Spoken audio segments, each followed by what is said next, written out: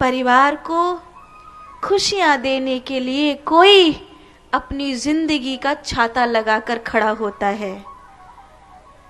कहीं ऐसा ना हो कि वो थक जाए, वो हार जाए, उसकी हिम्मत जवाब दे दे और सर से वो छाता हट जाए, सर से वो छतरी हटे उससे पहले उस छतरी पकड़ने वाले के हाथों में हाथ दे देना, ताकि उस छतरी को सब मिलकर साध सको।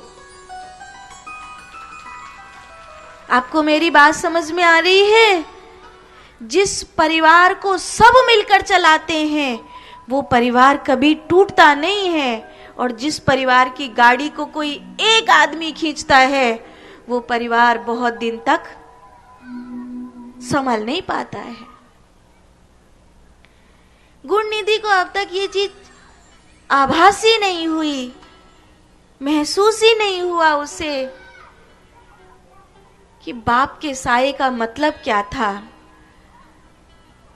माता पिता सिर पर थे तो जिंदगी क्या थी, और आज न कोई दोस्त था, न कोई यार था, न कोई स्थान था, न खाने को था, न पहनने को कपड़े थे, और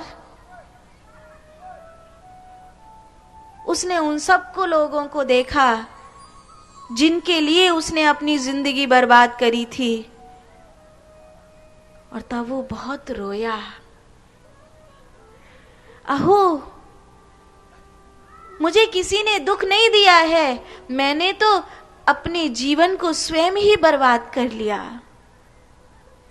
ये क्या किया मैंने? और तब गुणनिधि ने एक शिव मंदिर के पास जाकर अपने आप को थाम दिया। 3 दिन हो गए, वह भूखा था, उसे कुछ खाने के लिए नहीं मिला था,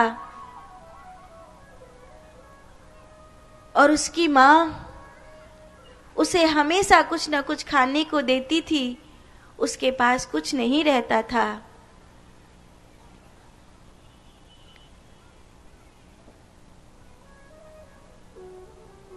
तब उसकी माँ उसको हमेशा लाड़ लड़ाती थी। आज वो समय आ गया कि वो भूख से मर रहा है। उसे अपनी माँ की याद आने लगी, उसे अपने पिता के उपदेशों की याद आने लगी।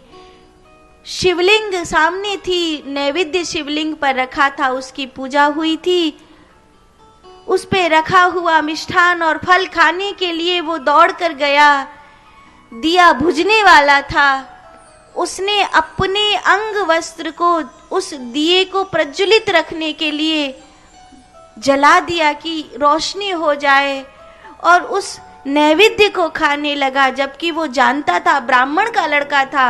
अभक्षयच्च नैवेद्य, शिव की पिंडी पर रखा हुआ नैवेद्य खाया नहीं जाता। लेकिन दीपम मंदम प्रभम दृष्ट्वा, उसने देखा जैसे ये दीप बुझकर अंधेरा हो जाएगा, ऐसे ही मेरी जिंदगी अगर मैं नहीं खाऊंगा तो खत्म हो जाएगी। इसीलिए उसने उस दीप को जलाने के लिए अंग वस्त्र को जला दिया और उस नैवेद्य को खा लिया।